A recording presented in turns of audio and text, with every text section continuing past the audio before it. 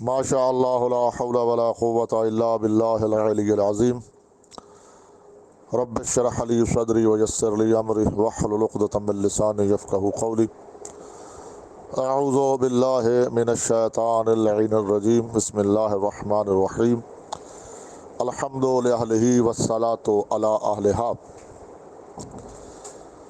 السلام علیکم ورحمۃ اللہ وبرکاتہ۔ اکثر ایک سوال کیا جاتا ہے کہ مقصر کون ہوتا ہے یا مقصر کسے کہتے ہیں، اور پھر عام تاثر جو دینے کی کوشش کی جاتی ہے وہ یہی علماء ربانیین اور علماء حقہ کو مقصر قرار دینے کی کوشش کی جاتی ہے، اور وہ متدین مومنین، وہ دیندار مومنین جو عقیدہ توحید کے قائل بھی ہوں اور اعمال، عقیدے کے ساتھ ساتھ اعمال کو بھی واجب سمجھتے ہوں، نماز، روزہ، حج، زکوٰۃ، خمس، ایسے دیندار طبقے کو بھی مقصر قرار دینے کی کوشش کی جاتی ہے۔ لیکن میں مختصر وقت میں گزارش یہ کرنا چاہتا ہوں کہ مقصر ہوتا کون ہے۔ تو مقصر کے دو معنی ہیں، ایک ہے تقصیر کرنے والا یعنی گھٹانے والا، بالاخص آل محمد کے مقام، منزلت اور مرتبے میں تقصیر کرنے والا، ان کو ان کے مقام سے گھٹانے والا، اسے مقصر کہا جاتا ہے۔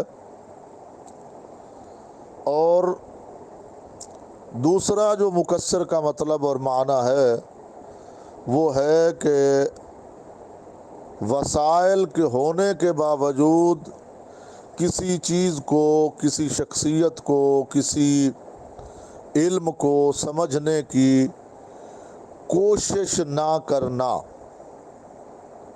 اسے مقصر کہا جاتا ہے۔ تو میں آج آپ کو بتاؤں گا کہ اصل مقصر ہے کون۔ دیکھیے، میں فقہ جعفریہ کا اور دین خدا کا ایک ادنا سا طالب علم ہوں، اور میرا یہ عقیدہ ہے کہ علی اللہ کے ولی ہیں، سید الانبیاء کے وصی ہیں، خلیفہ بلا فصل ہیں، اور بعد از مصطفیٰ تمام انبیاء سے اور تمام کائنات سے علی حیدر کرار افضل ہے۔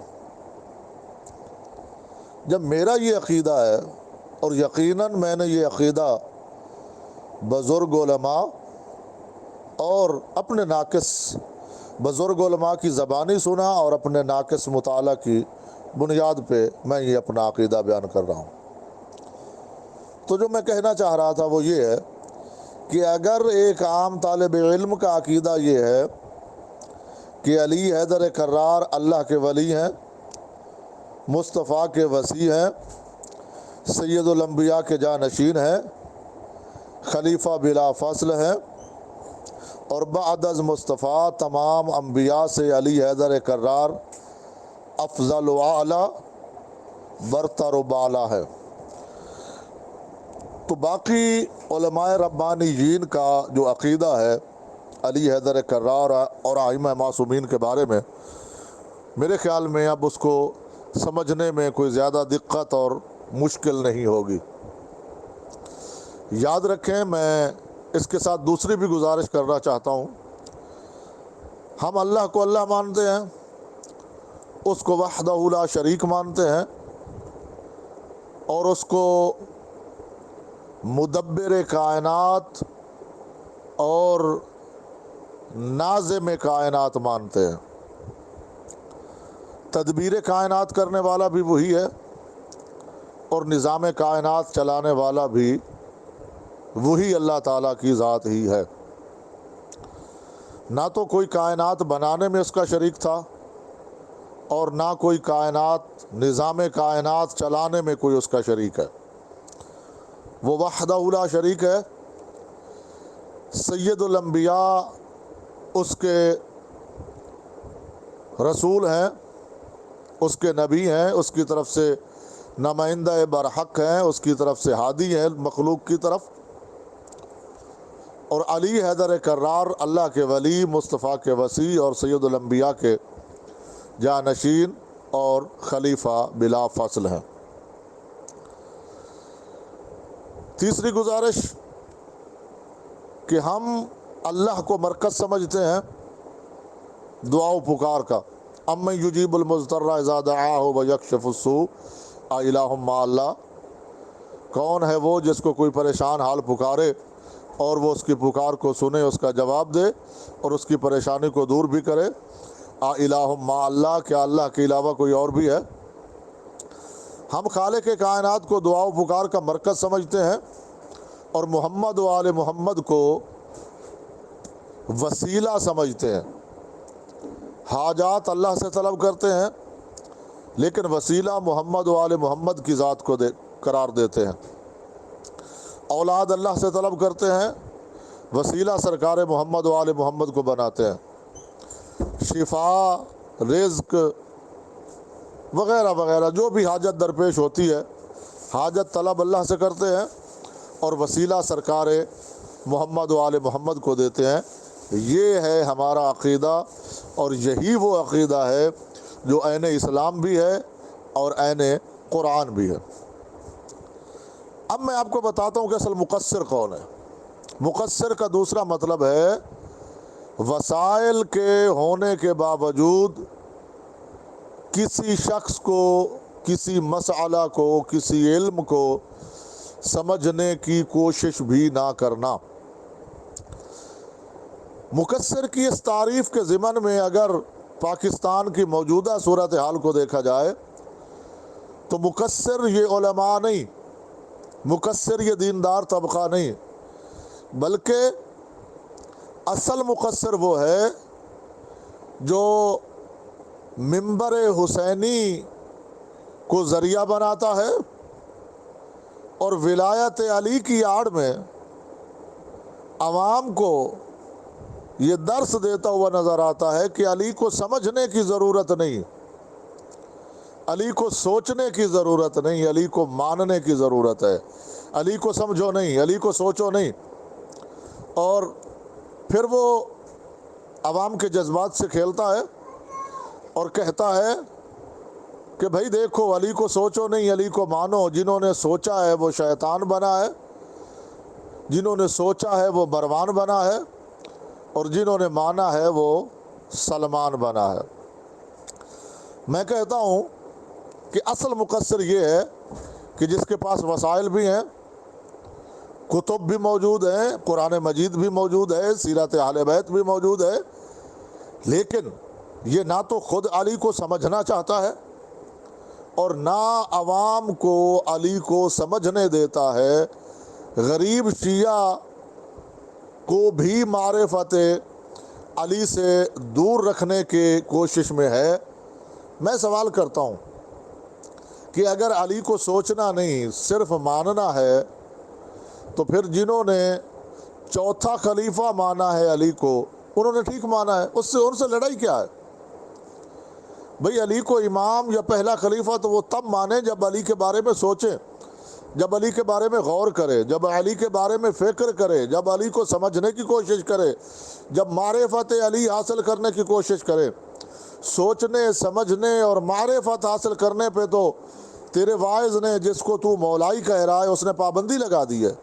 وہ کہتا ہے علی کو نہ تو سوچنا ہے، نہ تو سمجھنا ہے، نہ تو علی کی معرفت حاصل کرنی ہے، بس علی کو ماننا ہے۔ بھائی سوچو گے نہیں تو مانو گے کیا؟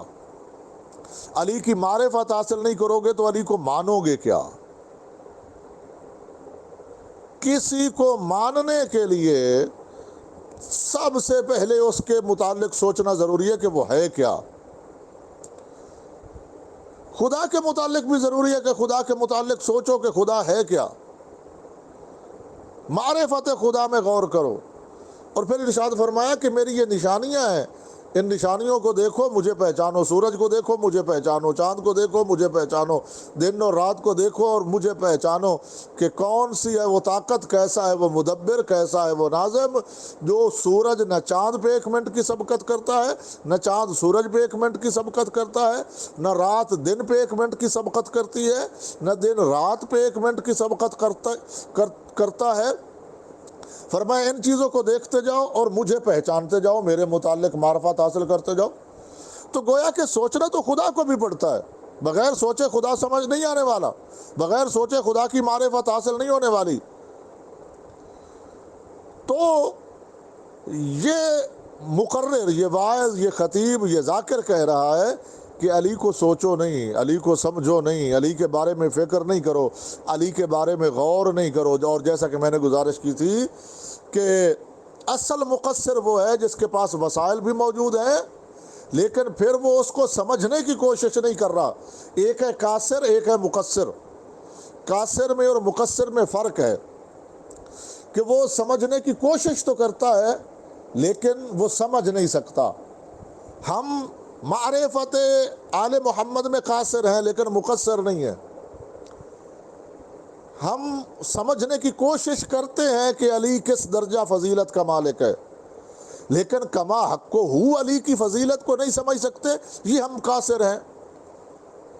ہم سید الانبیاء کی فضیلت کو اور سید الانبیاء کے مرتبے کو اور سید الانبیاء کے رتبے کو اور سید الانبیاء کے درجے کو سمجھنے کی کوشش ضرور کرتے ہیں، لیکن جو ان کا مقام نبوت ہے، جو ان کا مقام عزت ہے، جو ان کی شان ہے، جو ان کی قدر ہے، جو ان کی منزلت ہے، اس کو ہم کما حق نہیں سمجھ سکتے۔ اس کو کما حق سمجھنے سے قاصر ہیں۔ ہم قاصر ہیں، مقصر نہیں ہیں۔ مقصر وہ ہے جو کہتا ہے کہ ان کو سوچنے کی ضرورت نہیں، ان کو سمجھنے کی ضرورت نہیں، ان کو سمجھنا نہیں چاہیے، ان کو سوچنا نہیں چاہیے، بلکہ ان کو صرف ماننا چاہیے۔ اصل مقصر وہ ہے، نہ کہ وہ مقصر ہے جو علی کو امام بھی مانتا ہے، علی کو ولی بھی مانتا ہے، علی کو سید الانبیاء کا وصی بھی مانتا ہے، خلیفہ بلا فصل بھی مانتا ہے، اور خالق کائنات کی بارگاہ تک پہنچنے کا علی حیدر کرار کو ذریعہ اور وسیلہ اور واسطہ بھی مانتا ہے۔ السلام علیکم ورحمۃ اللہ وبرکاتہ۔